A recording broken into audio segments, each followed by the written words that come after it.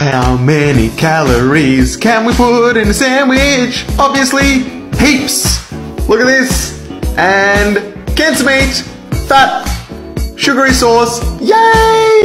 Hot take. If you diagnose mental disorders over the internet, you are the worst type of person.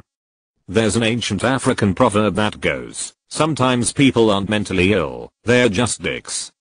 This doesn't just go for fat activists, but the trend of pathologizing the odd or annoying behavior people display on their social media is wrong and stupid.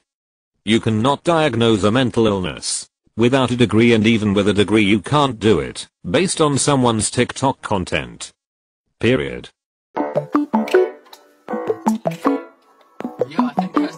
Thank you for coming to my TED Talk, Sure they work, my dear Marissa. The thing is, you have to stick to them.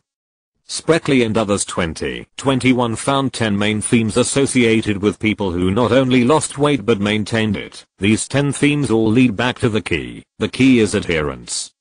You have to stick to it. Crazy. Surgeons are testing a new way to lose weight by turning off your hunger hormone. Y'all realize this is fucking horrifying, right? Like, stop fucking torturing fat people. Stop coming up with any fucking way to cause rapid weight loss, which is incredibly unhealthy. Stop coming up with every fucking way to torture fat people and listen to fat people instead. The hatred of our bodies and the desire to do anything to make us smaller is what is literally fucking killing fat people. I am sick of fucking people coming up with new ways to torture us. Y'all literally would rather have us all dead. It's disgusting. And this creator's comments in the thread for this video are horrible. And they need to stop fucking talking about this subject because they don't know what they're talking about. This is not a successful thing. This is not something that's exciting or celebratory. This is horrible. Yes, because lowering your hunger urges is torture, and lowering your calories is identical to starvation. There's no difference at all.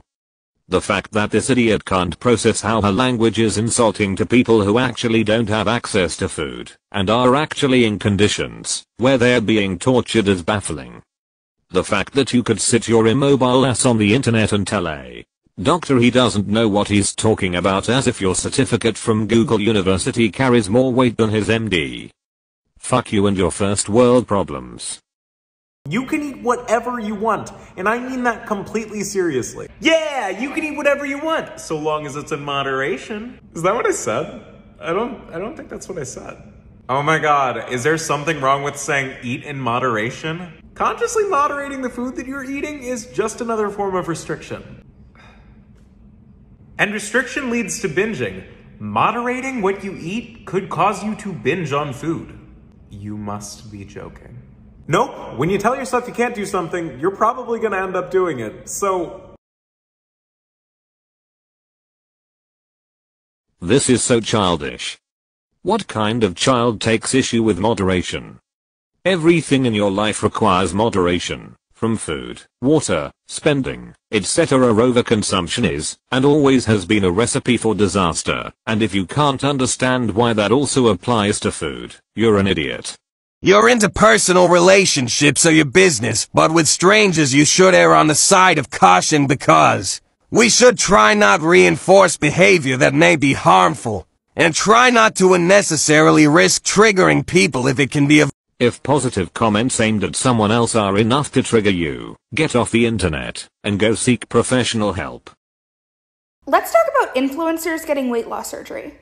Now, at the end of the day, everybody gets to do whatever they want with their bodies. But if you are an influencer who has made the decision to get weight loss surgery, you have an added layer of responsibility when it comes to the information you put on the internet. Because, for example, if Dr. Nazardin on My 600-Pound Life is not giving gastric bypass surgery to people who weigh 5, 6, 700 pounds, I know that any doctor worth their degree is not approving gastric bypass surgery for somebody who probably weighs maybe 300 pounds.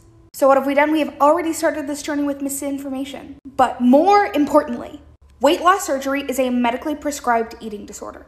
You quite literally have to take supplements in order to keep things like your hair from falling out and you from being sick all of the time. While ideally anybody getting weight loss surgery would keep that shit to them fucking selves, If you are an influencer, you have an added layer of responsibility to not glorify a medically prescribed eating disorder. So keep that shit to your fucking self. A medically prescribed eating disorder. Let's do some educating real quick. Number 1, you are not a mental health professional, so you telling people, oh this is an eating disorder, is irresponsible. Number 2, which eating disorder? Name it please. You can't just say oh that's an eating disorder, and not specify which one, and not go on to show how it fits the diagnostic criteria. Number 3, people with eating disorders eat the way they do for mental reasons. A gastric bypass just makes it so you need less food to be full. It's a physical phenomena. They don't eat because they're not hungry, not because of some sort of disorder. There are few people I hate more than people who disguise their fat phobia with being concerned about someone's health. How is this? How do you guys still think you're... What?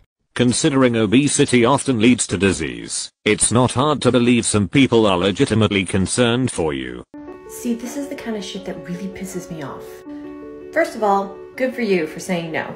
Second of all, why are doctors doing this? The difference between regular-sized women and plus-sized women when it comes to gestational diabetes is really small. 9 out of every 100 regular-sized pregnant women develop gestational diabetes, compared to 15 out of every 100 plus-size pregnant women. So when your doctor tells you there's a 20 to 30% increased risk, there still is a pretty good chance you won't get gestational diabetes.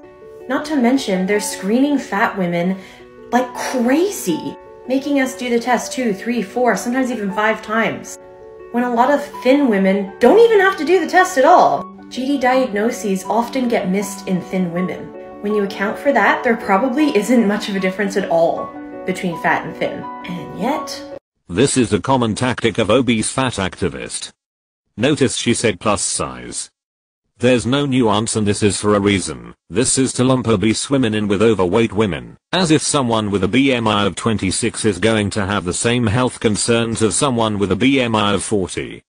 It's dishonest, according to Kluman 2010 when compared to women within a normal weight range. Overweight women had twice the risk of gestational diabetes. Obese women had 2.4 times the risk and extremely obese women with a BMI over 35 had 5.5 times the risk. You'll notice a pattern here. The lower you go in weight, the closer to the normal weight range you get. That's why she said plus sized instead of clarifying. Please like and subscribe.